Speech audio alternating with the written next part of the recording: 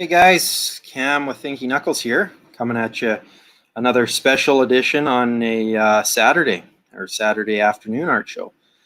Today, special guest, the Greek god of comic art, I like to call him. Dimitrios Pantazis has joined us. So Saturdays we're trying to do our group's really international, so some time zone changes and differences kind of try to facilitate that so everyone can catch these guys. But super grateful that our pal Dimi has joined us. Dimi, how you doing today, sir? Hey, I'm good. How are you? Good. Pleasure to have you on. We've chatted on the phone a couple times, but this is our first time doing one of these. You're a popular fella amongst the masses. Philip and Lita say I hi. wouldn't know about that. Anyway, hey, so what would we do today? Should we So ink at today, this? I've got it already penciled here. guys, if you're watching, Dimi had a variety of things that he was going to show us, or perform his craft. Lita, I couldn't agree more. She says Dimi is the best ever. So Dimi's going to work us through this saber tooth piece he's working on. Is as he explained to me before we started, that it's kind of his cool down end of the day, just kind of relaxing piece that he does. And oh, Mr. Nixie's on. Troy says hi. He's Troy's a vet at these live streams, so I'd like to get you guys on this together. But Dimi, so we'll kind of just, you can work as we chat, and the the viewers will ask some questions, and I'll kind of have a few of my own. But for you, not growing up in North America, what's your North American influence with comics? Because I do see a lot of Sabretooth, or you do tackle like some Hellboy pieces and stuff. What is your North American influence? I'm just kind of curious. Yeah, I think my first really uh, relation with comics was when I was a kid. A cousin of mine living in Canada visit. Can you hear me? Yep. Yeah. A cousin of mine visited from Canada visited over, so he had like this one issue of Batman with him, and that was it. I think that I was hooked at that age. I was about 10 or something. That how it. So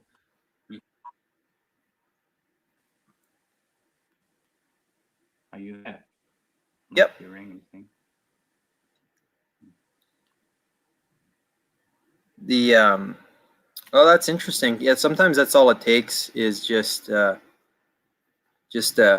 one issue of one thing.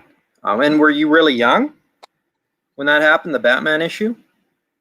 Yeah, I was at 10. I don't remember the issue at all. I mean, I don't remember which issue it was, whatever. I mean, but was it has that huge impact on me. I mean, I like to cover some local comics here, but mostly Italian stuff and not superhero comics. And that really that Batman issue really touched me. I don't know why. Oh, that's And very and cool. and I think that started me comics and reading them. It was very hard to find here at that age American comics here, but eventually things changed, and I managed to be able. I remember as a college student, all my money went to comics.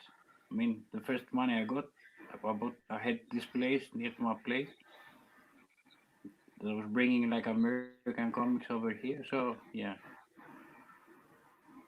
Oh, no, that's cool. The so it's kind of interesting because we talk quite a bit, and I tend to bring it up lots on our live streams with, some of our international contingency and even some of our North American group.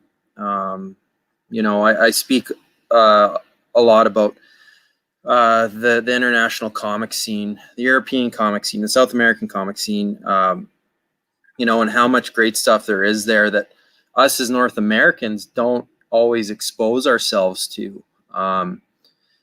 Was there, outside of your early experience with Batman and North American comics, what was kind of your biggest influence from a comic standpoint for European comics or something that wasn't North American comics?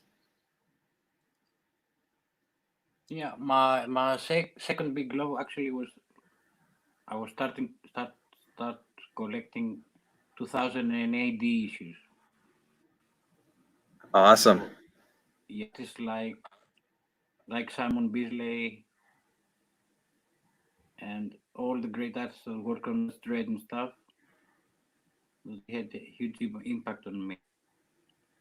Oh, that's Yeah, and outstanding. later on, I discovered like the true nature of European comics, like reading Moebius and all these great masters like Topi. Nobody seems to know Topi these days. Sorry, what was that last part, Dimi? You just went quiet there for a second. Yeah, so the sound isn't very nice. Can you take my screen out so I can fix the sound maybe? Yep, for sure. Sorry, guys. Dimi's just gonna fix his sound here quickly, but don't hesitate to ask some questions.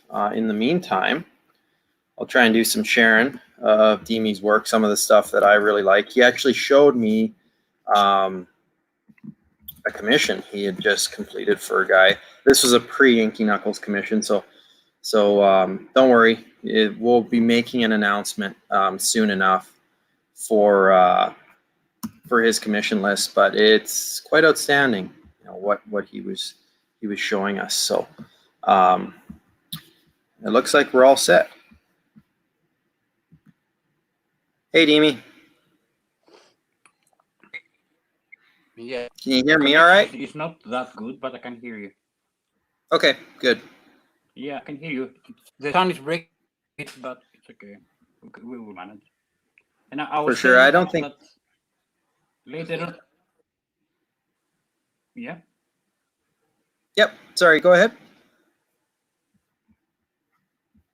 I was saying that later on I was very much.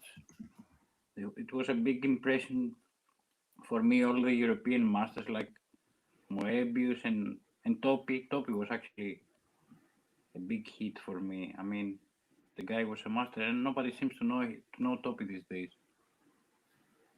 Well, it's interesting you bring him up because obviously Troy commented. Topi is mind blowing. He is truly one of the masters, and Gerardo Zaffino brings up Topi quite often. So it's interesting that you say that no one knows who he is. It's one of those things where you kind of have to do some active searching, for guys like him to just kind of educate yourself on what's out there. If you're a comics reader or you're an art fan, or you just really have to expose yourself to so much, because I think on a day-to-day basis we're mostly exposed to big two comic books, Marvel and DC Comics, North American comics, and there's not to say anything bad about those, because I grew up on those as well, but there's so much great stuff out there beyond that as well. Actually, me too. As I told you, that was my first impression of comics. Like, that really has a huge impact on me, like Marvel and DC and all this stuff. But there's so many things out there, and I think guys like Topi actually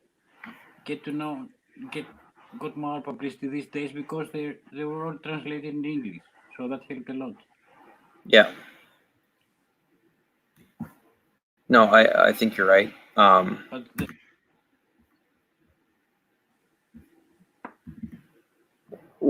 one thing, another one I want to just bring up with you is, and it's not so much an influence. It's just with the anamorphic or anthropomorphic, whatever you say it, characters.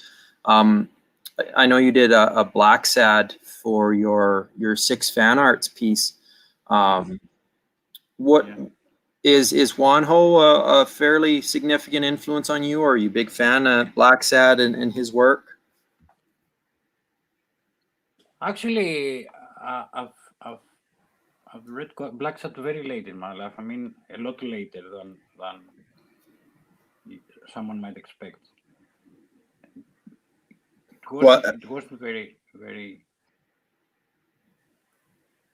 It wasn't a very known thing here, at least. Black Sad. Yeah, Yeah, I've come into John's work a lot later in my life. So yeah, it's great. It's still an inspiration for me these days, and I can see how mature his work is. And the guy obviously knew what he did in every way. I mean, storytelling wise, drawing wise, color wise, everything. But and it's an inspiration for me. But it wasn't like something that I can say made me who I am, because I've known his work a lot later than yeah, when I that's was interesting.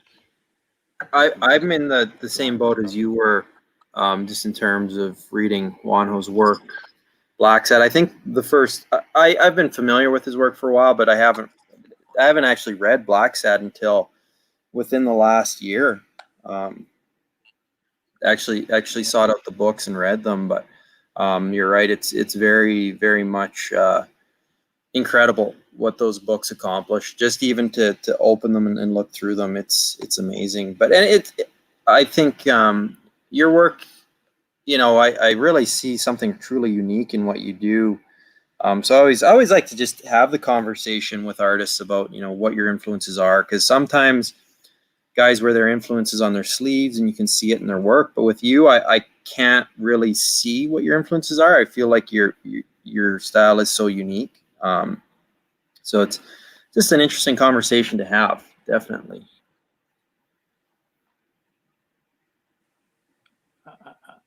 I really couldn't say. I mean, there's a lot of Mike Vignola in what I do. Obviously, I love what he does too, and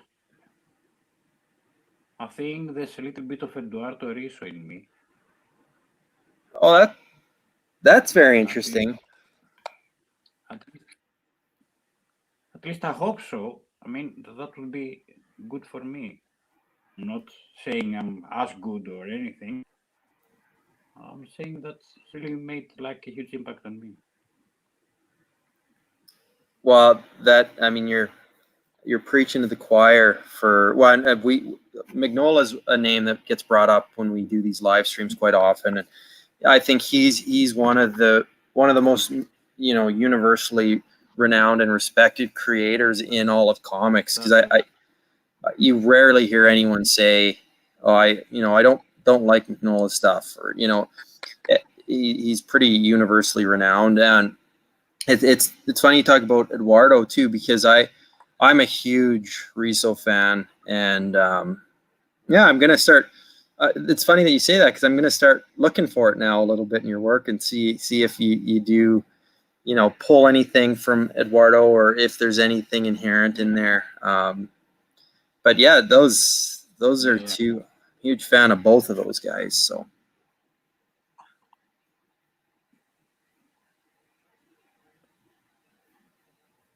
Can you hear me? I can hear you yeah, now. yep.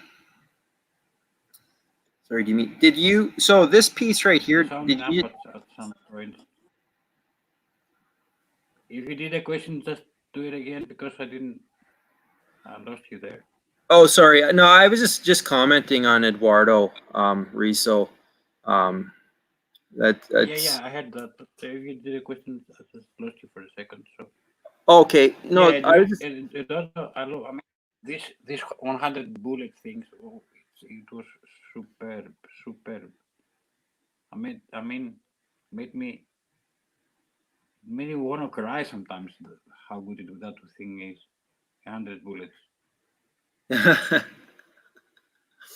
yeah. It's quite interesting. And Joey Rowe brings up an interesting comment. Uh, he says Magnola is a universal influence at this point, not just artistically, but even narratively. How do you feel about that, Dimi? How he not just influence artists, but influences the narrative of the story, influences storytelling as a whole. I feel like Joey's making a really good point there. Yeah, storytelling is another thing altogether. I wouldn't. There's so many good examples of of things that that I really like and I love reading. Obviously, again, Mike Minola is one of the best in the storytelling. As I said, Black Sad has superb way to describe what's going on in a panel or in a whole page. I love the work that Miller did with with the Dark Knight. Obviously, that was way good. As I said yesterday, I love Ronin from Miller a lot more than a lot. Not I like Sin City. I love Sin City, but if you read Ronin, Yep, yep. that was a good. That was some of his best work, I think. Not very highly acclaimed as other of his works. No, but it's definitely, I think, Frank being Frank, and a world like that, his own world of his own creation. I guess Sin City was too, but um, yeah, Yeah. Ronan's awesome.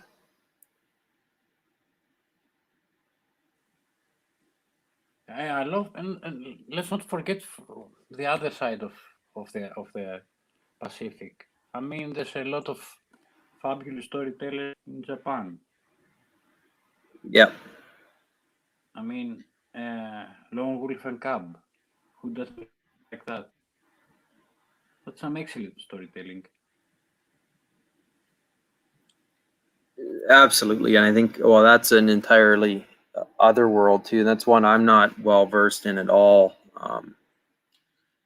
But yeah, it's and And I so really many, do. so many, there's so many publications out there. I mean, in Japan, that you could probably follow all of them. But yeah, there's some very good examples of what you can do, and the forms are completely different from Western comics. Even though you can still read a good story easily after a few minutes of of getting used to the way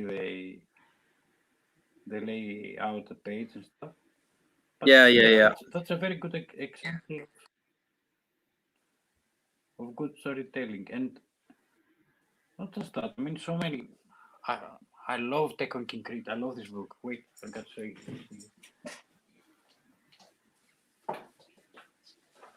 I love this book. Tekken.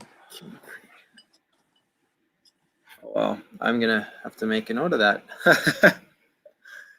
Is that Matsumoto is one of the great masters for me. The storytelling of this thing is superb. Not not just this work, but this one is one of my favorite books ever. and is that a um? Where did you get that copy? Did you guys have That's in a? That's in English. Oh, okay, cool.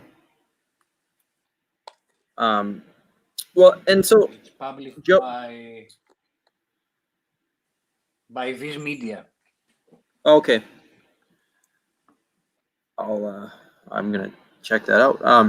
And Joey brings up a good point, Demi, about how Mignola uses color in his comics to work as a soundtrack to his stories, changing hues in correspondence with a change of setting or tone and story. And maybe you just want to touch on how you approach color hues and tones in your pieces, even when they're just standalone pieces. Yeah. Many times I first think of, yeah, people know me, but they know I don't use like color in evidence.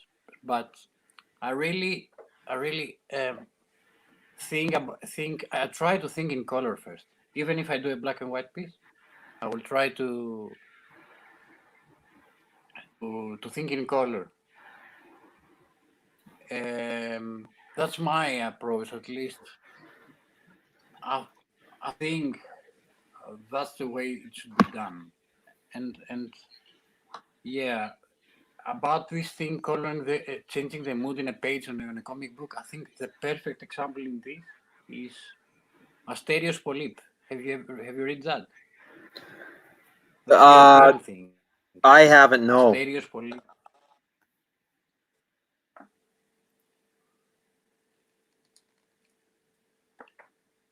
Well, and Demi, and I don't want to interrupt your drawing here, but as we're talking about the color in your pieces, do you mind showing off the commission you just did?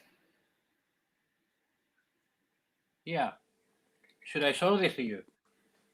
Yeah, if it's okay. If you don't think the collector will be upset, I'm sure they won't be upset. It's a master. No. I think he would be happy. I just did this one piece lately. And you haven't posted this anywhere yet, have you?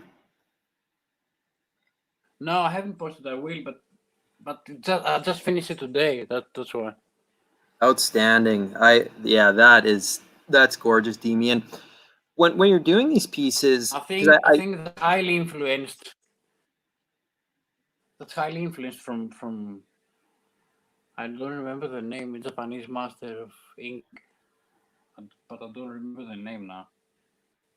Well, and anyone in the comments, if you see this is great. I really love this piece, Demi, and I think when you got asked to do this piece, do you approach each piece, was the request for black and gray, or was it just you're going to add color based on how you feel the piece? No, I was free to do a Sandman piece, so there wasn't any request about color and stuff.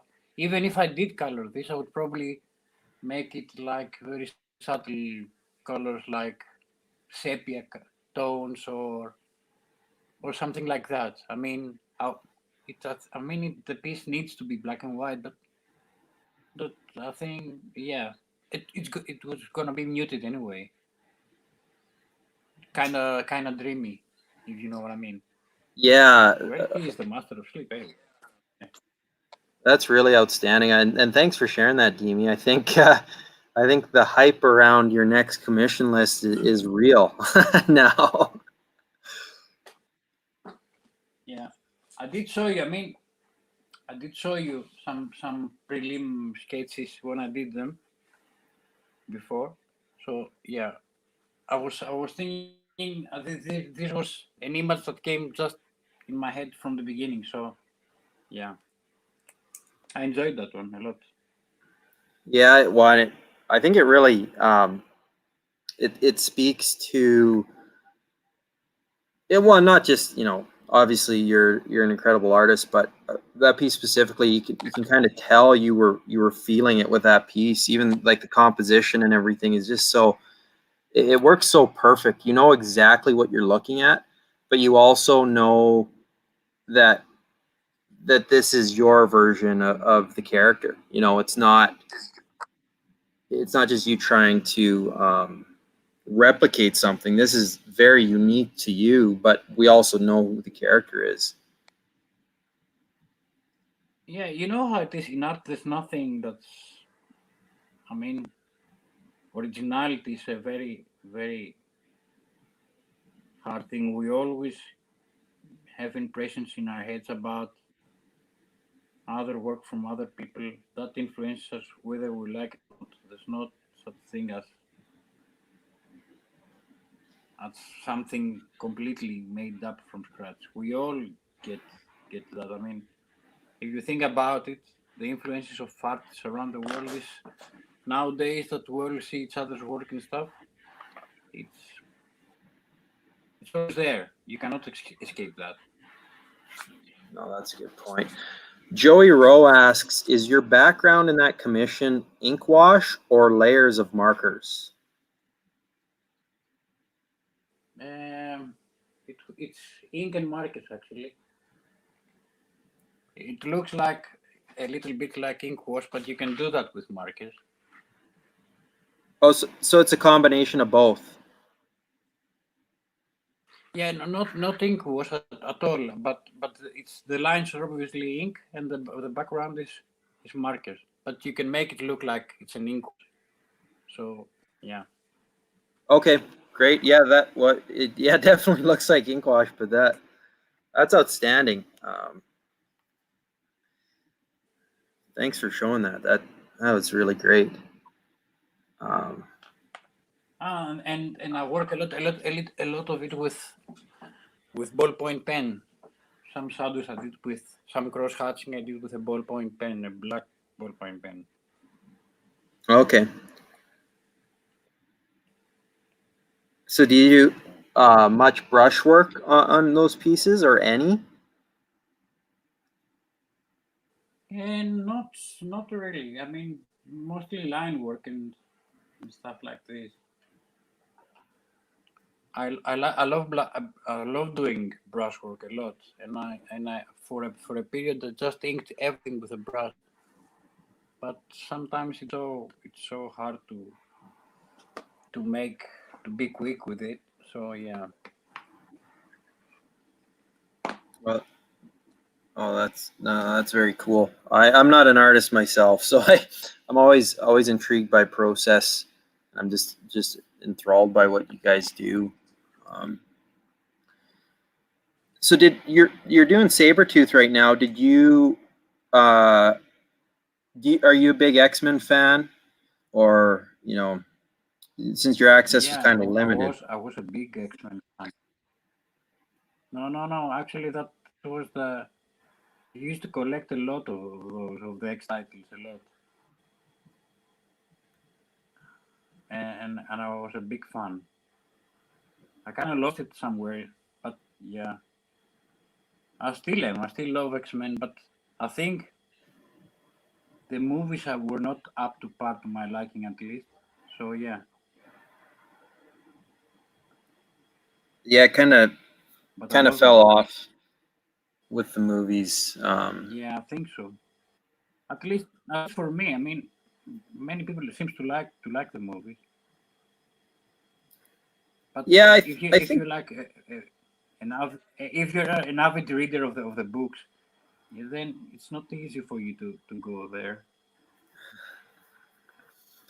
well, and some of the later movies were really a struggle to get through. But I think for me, I grew up with the '90s X-Men, and there's that big resurgence of the X-Men back then. So they're such a huge part of my youth. I'm a huge X-Men fan. I told you that before we went on too. That you asked which piece you should tackle, and I suggested doing the Sabretooth just because I'm such a huge fan. But Yeah. so we have your brother Christos says, please show some more finished works. Didn't get that.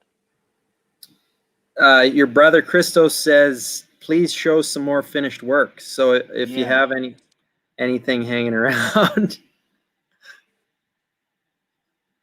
Any what?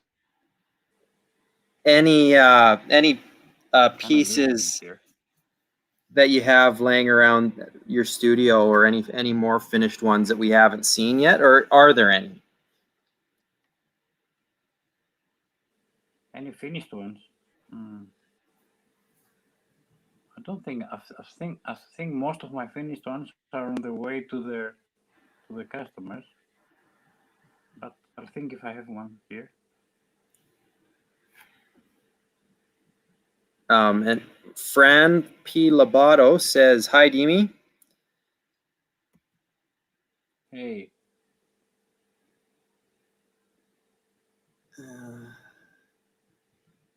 Did you and Fran, did you guys collaborate here recently on some stuff?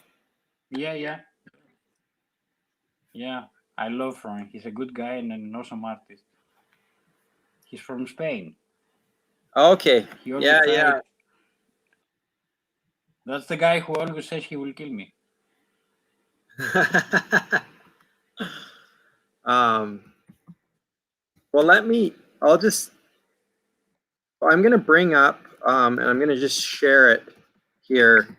Dimi, if that's okay with you, I'm going to share the Instagram post that Fran has of your guys' collaboration together. If I can get a decent picture of it. Sure.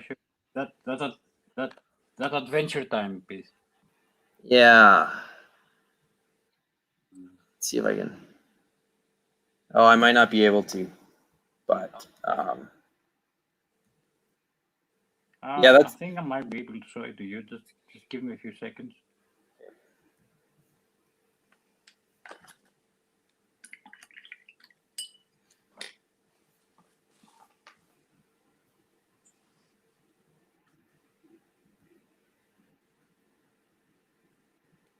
Can you see that?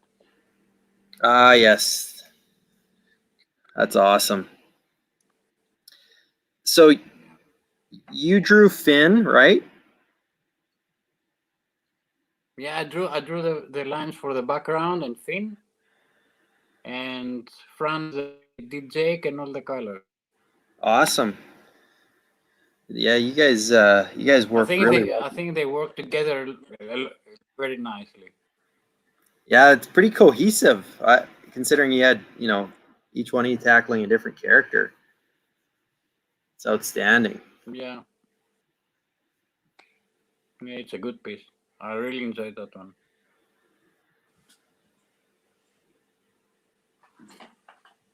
So yeah, keep that guy in mind. He's awesome. Yeah, I'm just looking at his more of his work now. I've been following him for quite a while now.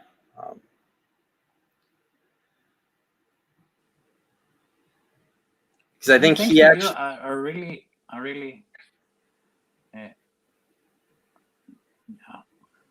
I didn't know Troy at all, and I kind of love his work now.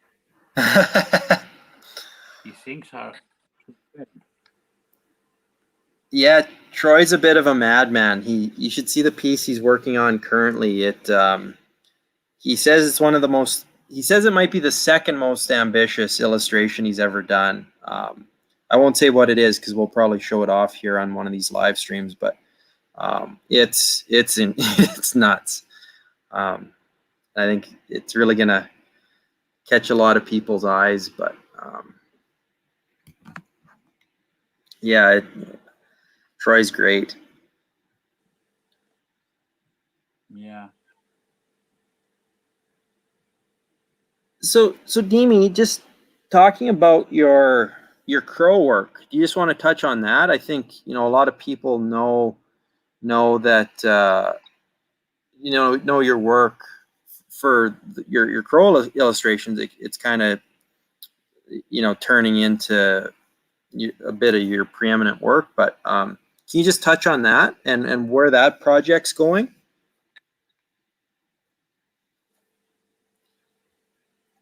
If I heard you right, I mean, you want me to say how I ended up working as an illustrator?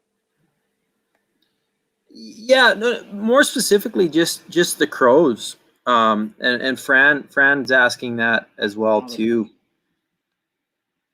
Just how the Crow project came to fruition and kind of which direction it's heading. The Crow was actually, I wasn't expecting that to have that such a huge, to be so popular. Actually, I always draw things like that. I mean, if you see my older work, I always enjoyed doing anthropomorphic stuff like and a few in the past.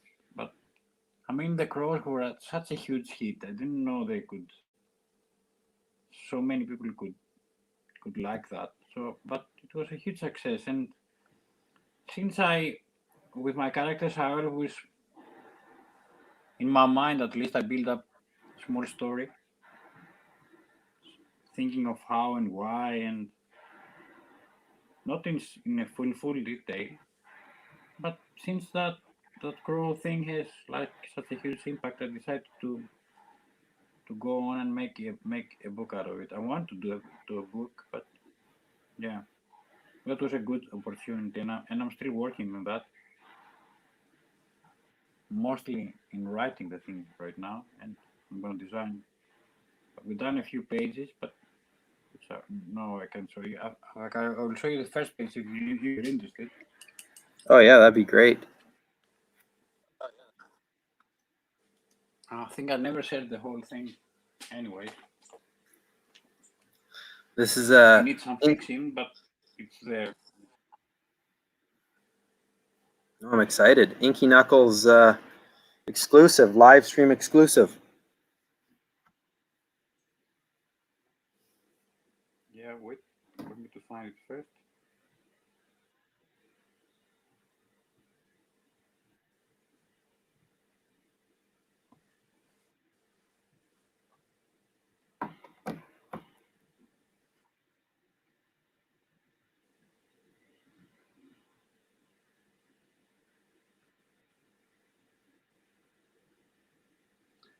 There's many things that have to be fixed there, but I think. Oh wow. So that's page 1. Yeah, page 1. Wow. The bar fight, actually. There you go, everyone. Your exclusive first look at Murder of Crows. Is that? Yeah, the title needs fixing, and there's some minor details. Yeah, but yeah, that's it. Dimi, was that page done all digitally? Yeah, it was done all digital, and probably that's the way I'm gonna do it if I want to finish it anytime soon. Yeah. Okay, cool.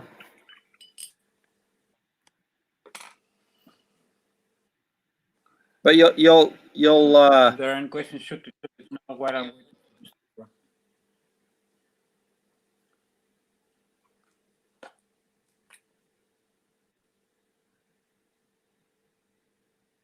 but you'll do the Crow covers traditionally, so us rabbit art collectors can have a shot at them, right, Dimi? Yeah, I've done a thing that might be the cover. I haven't posted just yet, but I will. The cover I'll do it. Yeah, I've done a digital illustration about the cover, but I'm gonna do it completely in traditional media. Awesome.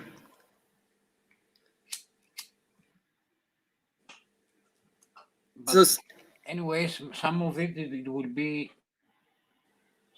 first worked in digital anyway, because I want to get the composition right and stuff, and that's easy to do in digital. And if I think about it, I'm gonna do some of it in traditional. The cars are going in while the story goes. I mean, it has to do with the storytelling. So it's gonna get now it was like like a pinky thing, like pink and blue, and it's gonna change. It's gonna be darker, and then it's gonna be lighter, depending on the outcome of the story. Oh, that's great. That I'm really excited for that, Dimi.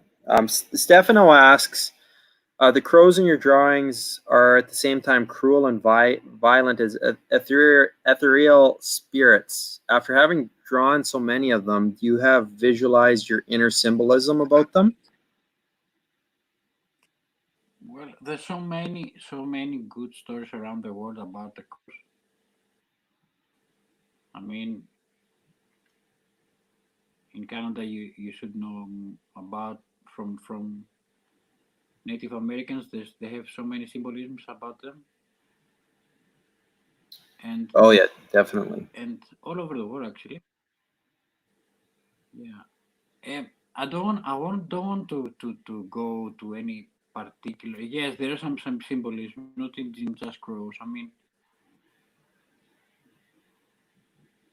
the crows are just a tool the way to think about stuff that we are very human. If you know what I mean. That's what a storyteller should do. Should tell a story to make people about themselves, right? So yeah, I love crows because they're probably one of the most clever birds out there, and I love about it, everything about it. No, that's good. Well, and Christos just says paper and ink, markers, or iPad doesn't make any difference. I've seen him work his magic with a stick in the sand. I believe that, Christos. Um, and back Yeah, I to the love. crows, Dimi. I think on top of that, on top of the symbolism, on top of your inherent reasons for doing the book, I think just as a on a surface level thing, I think the aesthetic is just gorgeous. Like I think it's just so cool visually to look at. You know what you've done with it. So on top of the symbolism Yeah, and the deeper stuff, I think it just looks incredible. he does look very cruel, but I mean, I was trying to have this antithesis in them. I mean, most of the crows I've done, some of the most violent pictures of the crows I've done, his eyes have a tear inside. If you watch it carefully and if you see my post carefully, some of them are tragic stories. I mean, they're very like they can be cruel, they can be anything. So yeah, don't just stay in the initial thing about them being in like a cruel image. Yeah, I mean they are obviously, but there's there's a depth to them. I mean that's what I would like to do, but sometimes we fail. Uh, so Kenny says, I sat down with some kids in school where I work and drew one of your crows. They were fascinated. I tried to explain it was a Greek artist doing them. They didn't understand. And then he says, whenever I see them now, they want me to draw birds with Adidas sneakers.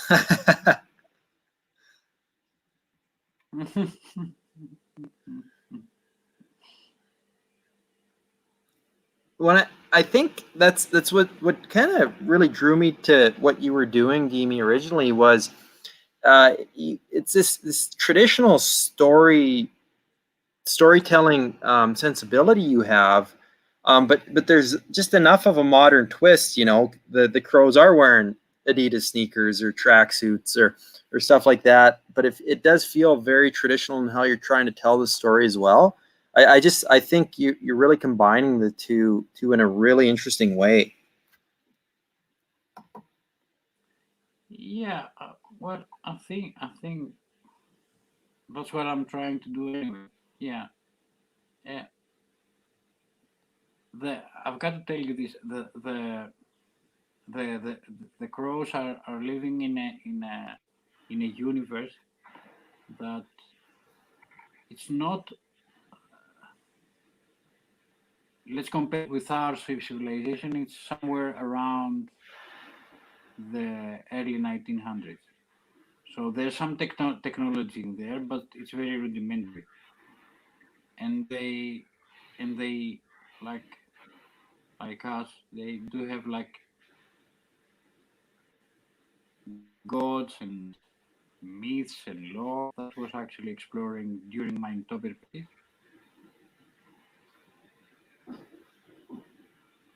So so yeah, but I wanted to add some elements in them to make them more, at least as images, to be more. That's why, to be more, modern or stuff. So that's why I added the Adidas hoodie and the sneakers and all that stuff. Well, when your commission list opens, I imagine Makes them you're more gonna. human, I think. When your commission list opens, I imagine you're gonna get some requests for those guys for sure. Really? Oh, that would be nice. Definitely, and just for any collectors out there watching, we haven't decided yet, but maybe in the next couple weeks, Demi, we might open a few commission spots, right? Yep. I'm gonna finish a few pieces I have already. Promised to the guys a few pieces, and then yeah, we're gonna open a few spots. So yeah. And Kenny says, yes, I want a crow. Who? uh, Kenny Johansson, he was talking about drawing for the kids. He says he wants a crow commission. Oh, that's great.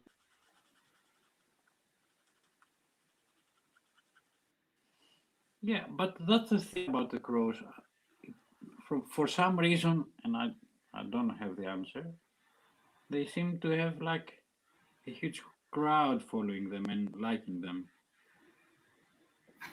There's sometimes you do a thing and it gets very popular and you don't know really why. You can't explain like everything. So yeah, that's what happened with them. Well, yeah, I do understand that, Demi, but I think they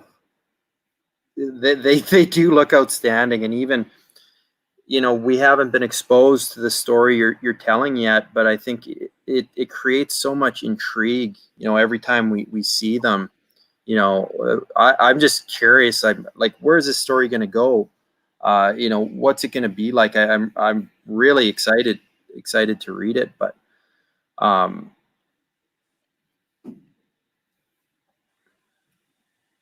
if You're asking me where the story is gonna go. no, I'm not just gonna tell you, of course. no spoilers on here, Demi. No, I think there's just a lot of intrigue surrounding the project, and I think it's part and parcel Yeah, to the how. basic thing you want to, the basic things you want to know about the crows, is that, and I owe this to some friends that actually helped me along with developing the story. All these crows are a family. There's about seven of them. Six of them are present. One of them is missing. I've never drawn the one that who's missing yet, and I never posted it anyway. So yeah. So there's this one of the brothers, the younger one, the one with the Adidas, who is actually on a quest to find his long lost sister. His Okay. quest is going parallel with an ancient prophecy that will come into being as he looks for his sister. Oh, very cool. There's a little insider info from the man.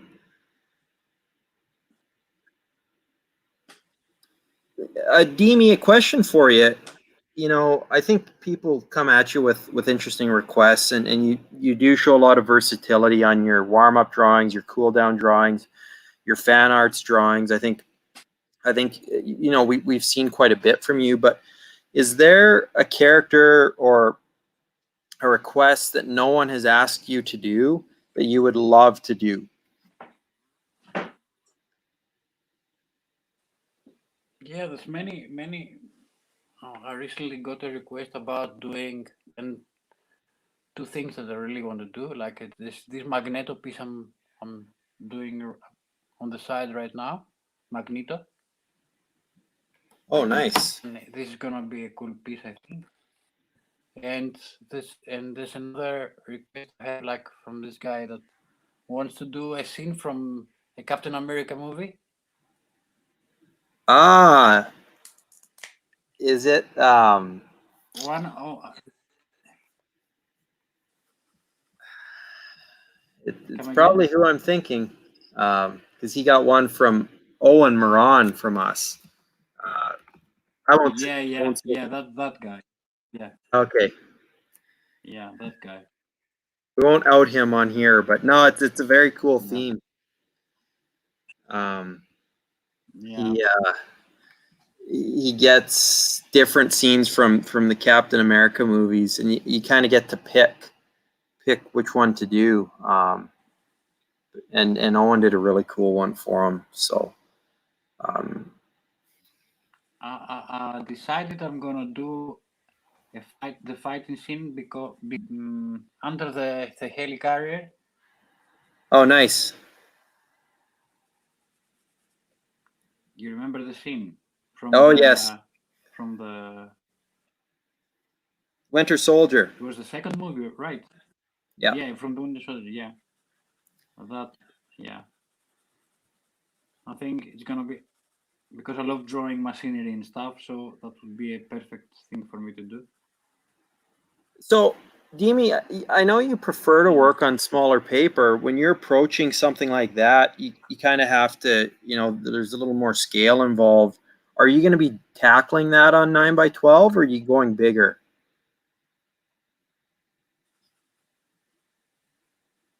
I didn't hear that. Come again, please. For a piece like that with scale and this large Yeah, scene, are you going to have to work on bigger paper or are yeah. you going to be able to do that on 9 by 12? I'm gonna do some preliminary sketches in very small sizes, like thumbnails and stuff. I'm gonna work because it's a big piece. It's gonna be 11 by 17. I'm gonna work this initially with on my iPad, making the composition and fixing that, and then probably I'm gonna trace it and work traditionally. We think, and yeah, but initially I'm gonna make some thumbs with in a very small piece of paper. I've got already the picture in my mind, but I wanna be more specific in my mind before I go and make the full composition and stuff. Oh, that's great. That's really cool. No, really cool. Excited to see you tackle that because I know I was bugging you a little while ago just to see what sizes you wanted to work on. And you know, yeah, I'd love to see some more 11 by You want? 17 stuff Yeah, from you. I prefer to work in 9 by 12, but for practical reasons. I mean, I don't have any confidence in post offices, so yeah, bigger pieces can be crumbled. That's what I'm afraid of. But yeah, generally, I don't have a problem working in any size. No, that's great to hear. But you know how it is. Post office sometimes do some very clumsy things, and bigger pieces have the tendency to be easily crumbled. Yeah, it seems like a lot of What do you think collectors. so far? Sorry, Demi, I didn't hear that part. What do you think so far with your saber tooth? Oh, that's outstanding. No, that's couldn't be more perfect, sir. And you said that you do um, one of these every day as kind of a warm up or a cool down. Sometimes I won't finish it. I'll probably do more, but I won't finish them. Yeah, but some piece I'm gonna leave in like in pension stages. So yeah, but this I'm gonna finish it for you guys. But yeah, I do more sometimes. And I But got this. Sometimes I've got these obsessions, and I'm gonna do the same thing twice or three times, or times, or many times until I get it right. I've got the thing. Or if I draw a thing I've never drew before, probably gonna draw it so many times until it becomes second nature. oh, So yeah, I that's might do.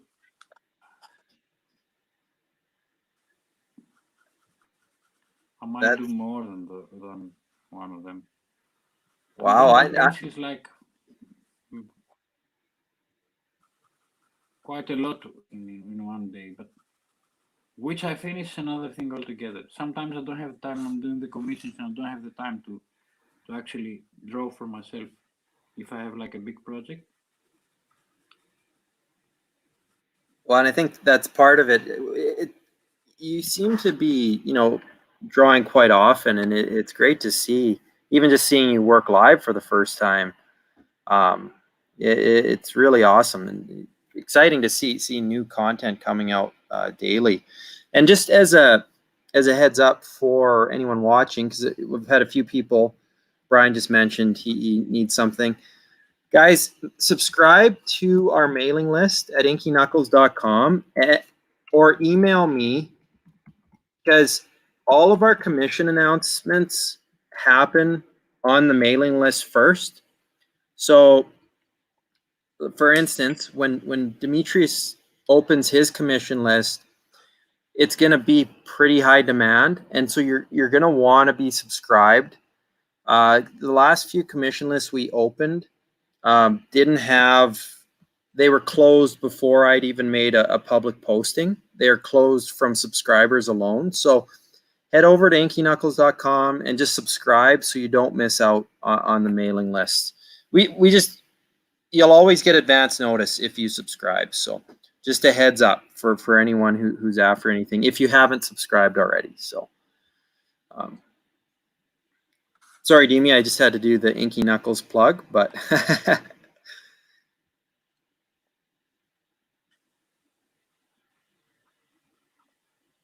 is this version of Sabretooth, is this like 80s Sabretooth, or is this closer to like the 90s version, or kind of an amalgamation of the two?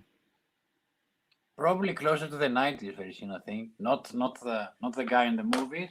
Not the guy. I don't know how the character is designed right now. I mean, I haven't been following, but yeah, most of my X-Men are actually '90s, which actually was a gold era for X-Men and generally for Marvel Comics, wasn't it? Definitely, definitely, things were going nuts. I think the 90s went in a crazy extreme direction, after that early 90s stuff. That, take it or leave it. Some people hate it, Yeah. some people love it, but it's hard to argue with the success of the X-Men in the 90s and how it really brought these characters to the forefront of, you know the general population. I because I know as a kid, I There were so many. I mean, who who doesn't remember the war, the big war with Apocalypse and how was it called? The fourth Age of fucking thing. Apocalypse. Yeah, yeah. Wasn't that great? Yeah, I wasn't a huge fan of that. I definitely read it all, but um, I think what was most intriguing for me as a kid is basically the X-Men Rogues Gallery, like the group of X-Men villains. They seem to have such a strong group of villains. I think that's what made them so interesting. Yeah.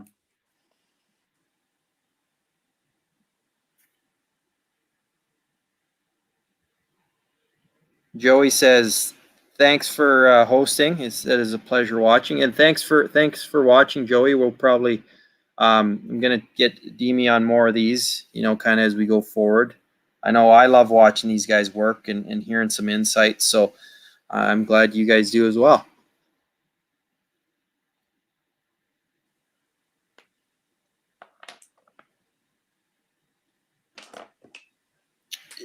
Did you have you just been doing the preliminary sketches for the Magneto piece, Demi?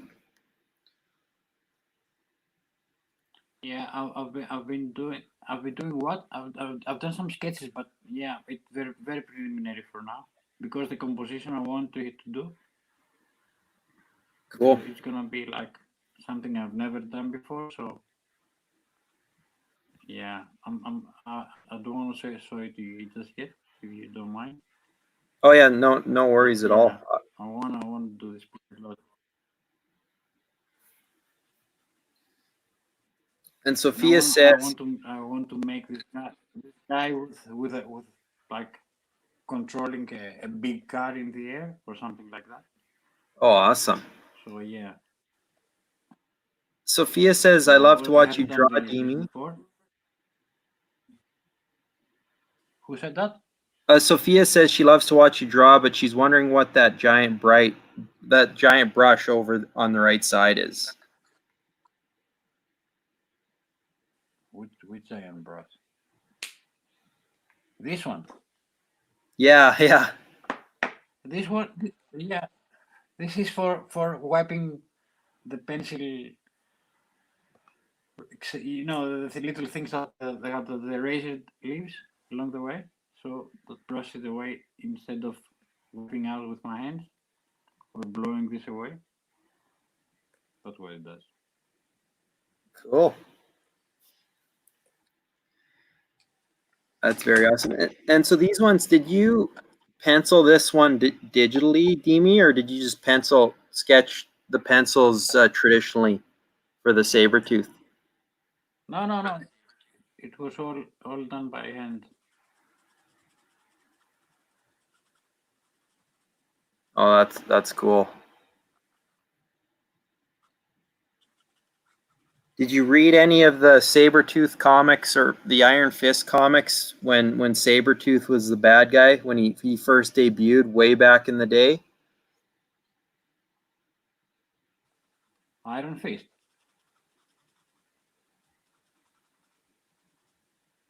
I couldn't find Iron Fist very easily here in this back then. So no, I could find very easily X titles, but not. And a lot back in the 90s, a lot very much Daredevil titles. Sorry, what was that, Demi? What did you love in the 90s? The Daredevil titles. Oh, yeah. Yeah.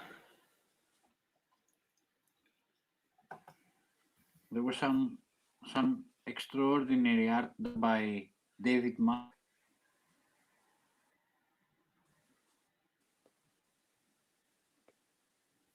He did a few issues for Daredevil. A huge inspiration for me. Daredevil's one of Have those you seen them? characters that it seems like there's always been a really great creative team on it. There's a lot of like really strong runs, and for Yeah, yeah. whatever I think reason, so too. yeah, because some of my Yeah. favorite books, he's not necessarily my favorite character, but some of my favorite books are Daredevil books for that reason.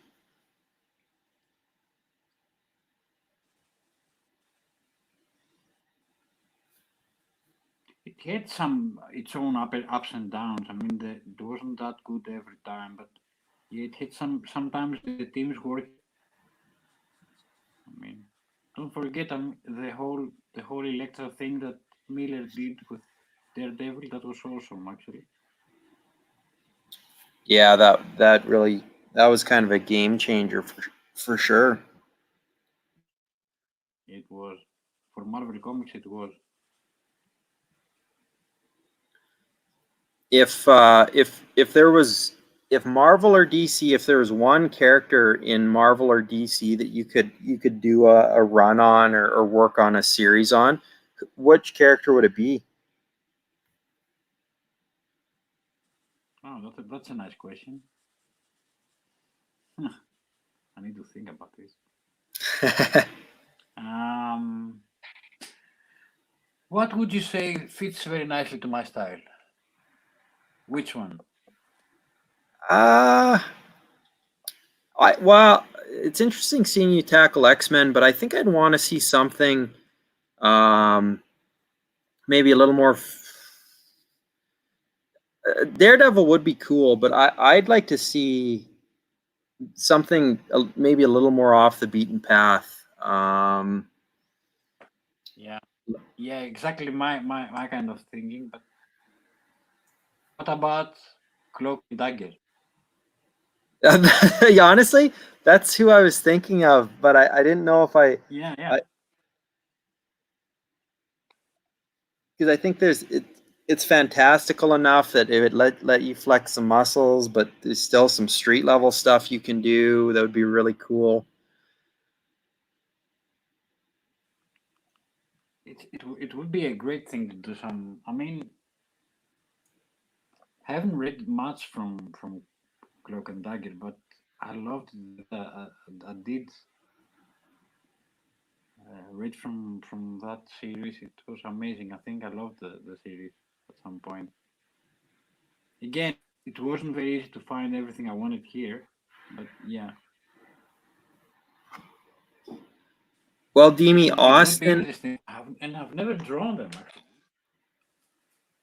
Oh, you've never tackled Cloak and Dagger. Yeah, never, never. And that's a good challenge to do, but yeah, I've never. Austin and Fran both think you should tackle Doctor Strange.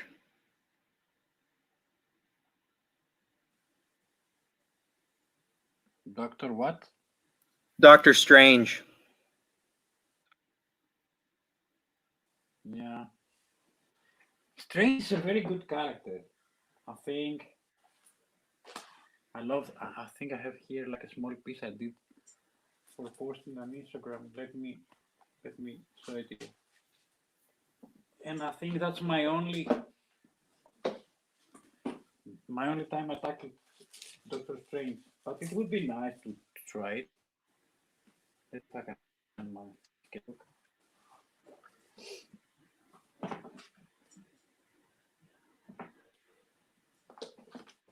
Yeah.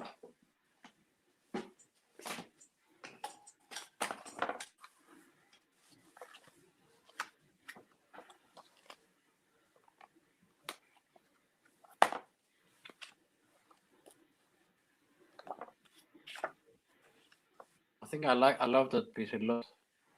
Oh wow, that's outstanding. I don't know if I'd seen that one before.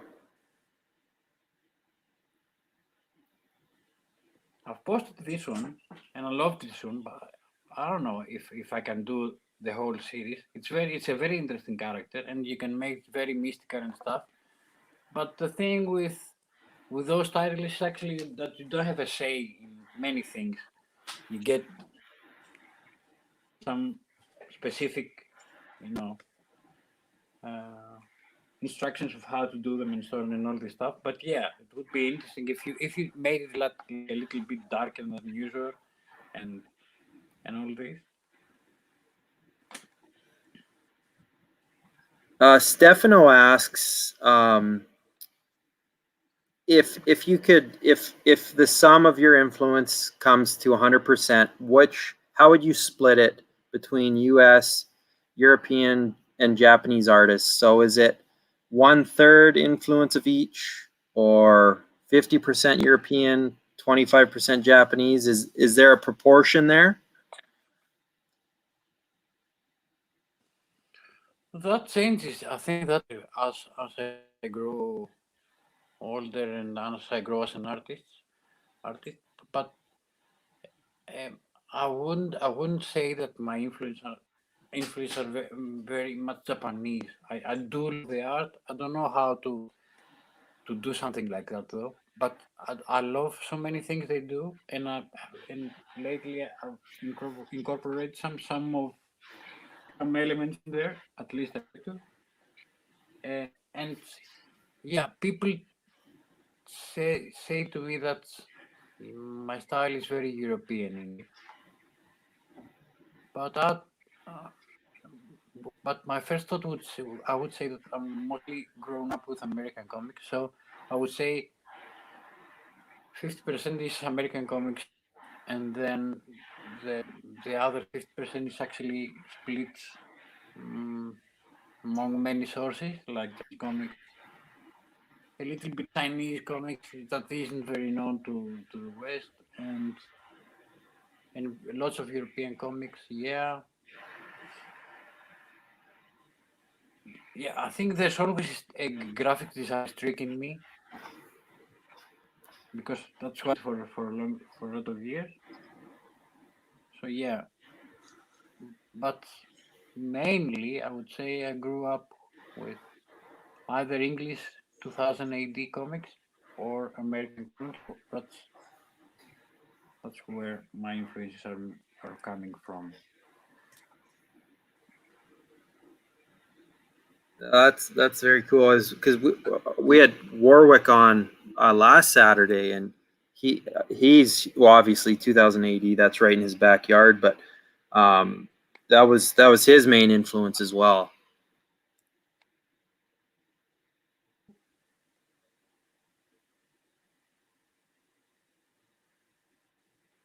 Who did you say did that? Warwick Johnson Cadwell was on last week. Yeah, I saw his work. I saw his work. I've been following this guy for ages. He's so marvelous. He has such a nice way to throw away all the rules and draw everything in his own style. I mean, this guy is absolutely genius. Well, it's interesting watching him work too, because he was just kind of doodling. It seemed like then all of a sudden the image just kind of took shape. It was really cool to see him Yeah, work. yeah. I love his work so much. I mean, yeah, I've been following him for ages. And I was so happy when I saw he was in your team. Oh yeah, it was. And I'm always kind of overwhelmed by, how talented the group is. I'm very excited that both of you guys are on the crew. And Austin says, I can't wait to Like see my Gerard, forward like piece. Gerard, he's an ink master actually. Gerardo?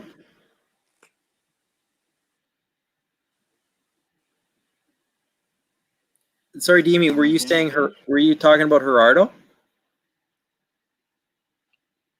He's an ink master. I mean, the guy inks like. I mean, he's a god. Yeah, he's. One of the best inkers out there. I mean, unbelievable, unbelievable.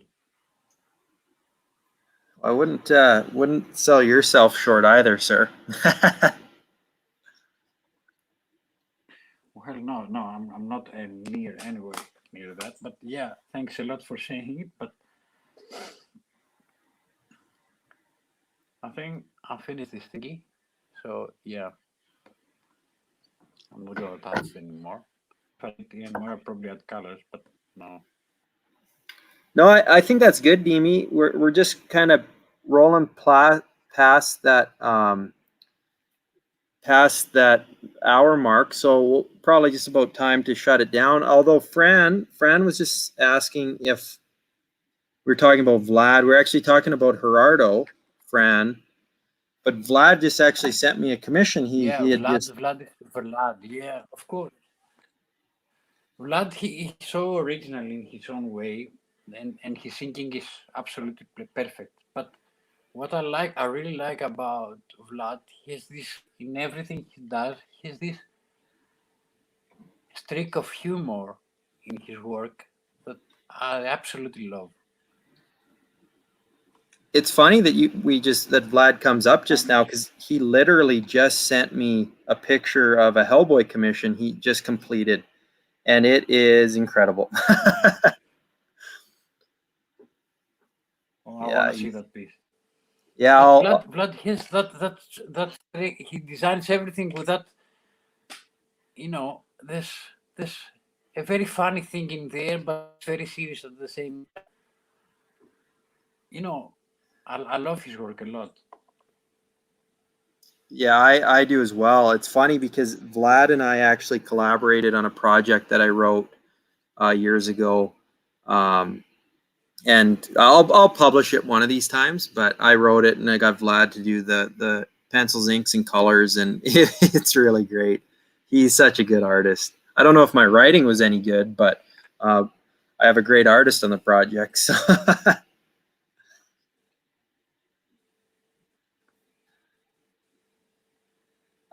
but What basically there's so many good artists in there. Of course, in your team, there's some of the best. I mean, there's so many guys I love in your team. Really, really. I mean, I'm not just saying that, but yeah, that's why I told you I feel very honored to be in there because there's so many good artists working and are in the team. But actually, what I was saying is that there's so much out there, and I mean the way we're able to see all these beautiful pieces from many arts all around the world. That's a good thing about social media. I wouldn't know even half of them if it wasn't the social media.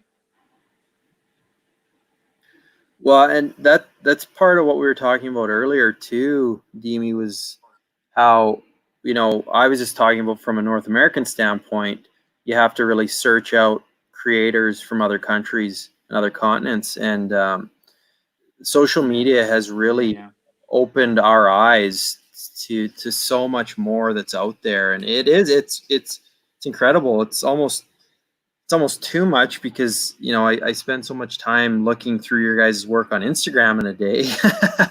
But yeah, it is quite incredible that we're lucky to have that for sure. and don't forget that actually the social media is actually what gave rise to self-publishing and crowdfunding. A big now is that the nuts can that can actually produce their own and publish their own work through crowdfunding, which is a huge thing. And we see so many good books coming out from projects like that. So yeah, Well, yeah, well, indie comics and I think the overall quality of the industry has just gone up so much too because, yeah, like you said, before crowdfunding, before social media, all these projects, 90% of them would never see the light of day. exactly, I agree completely with that.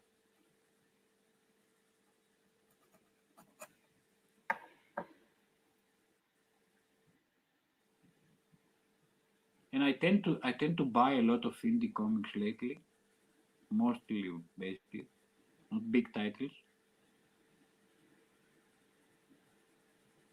That's kind of where I'm at too. I get really excited about the more independent stuff these days. I do follow some Marvel series and some DC series, but there's just so much coming out from them that I don't really know where the continuity is. I don't really know what stories to read, that I just go straight to the indie section now. Yeah.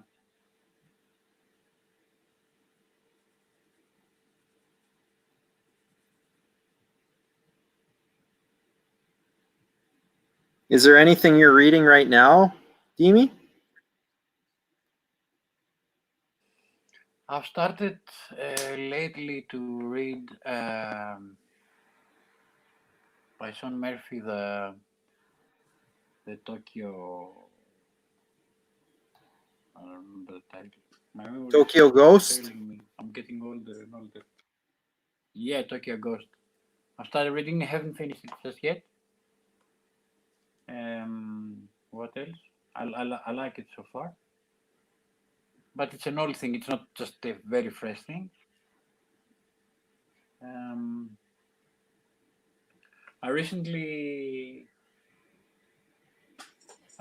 bought, but I haven't read, and I want to read that summer from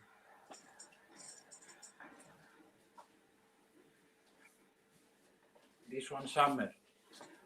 This from Gillian Tamaki and Mariko Tamaki. Oh, cool. I have not read that. That's amazing. I mean,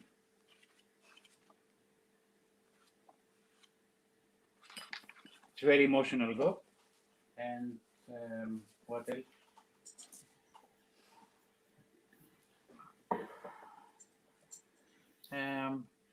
That's about it. I think I'm buying things that I haven't in my book my library till now, and I always want to get. Like Akira, I want to get the whole books like in a good edition. Yeah. I'm watching a lot of anime lately. Anything in particular?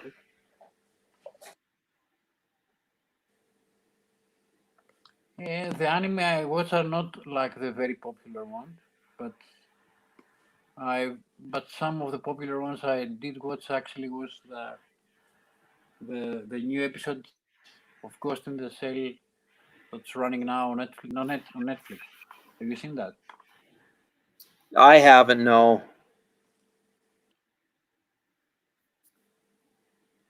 Yeah, that's a good one.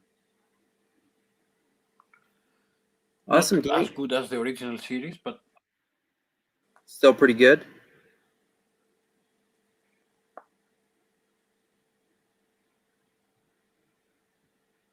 Well, Dimi, so is something I didn't get you. Oh no, I was just following up, but yeah, Dimi, that's probably good. We can probably wrap it up. Do you want to maybe give us just a little closer look at Sabretooth? Yep.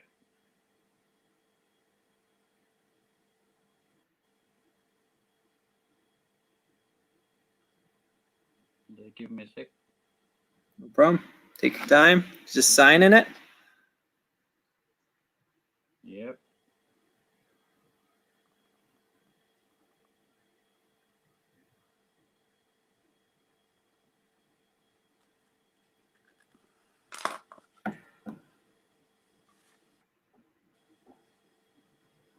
Oh wow. Outstanding, sir. Thanks, Cam. Yeah, thanks. Thank you, Dimi, for doing this, and thanks for everyone who tuned in and watched. We'll get Dimi on a few more of these, and I kind of screwed up the time zone on this one, so we'll have that one straight next time. But commission list from Dimi will be announced fairly soon, and we'll have some more stuff to sell. So thanks to everyone who tuned in, and Dimitrios, thanks to you, sir. I greatly appreciate it. Thanks first of all to everyone who's been here and watching and asking questions, and thank you, Cam. And we will talk again soon. That sounds good. Well, Dimi, you have a good night, and the rest of you, we'll see you soon. You too, sir. Okay.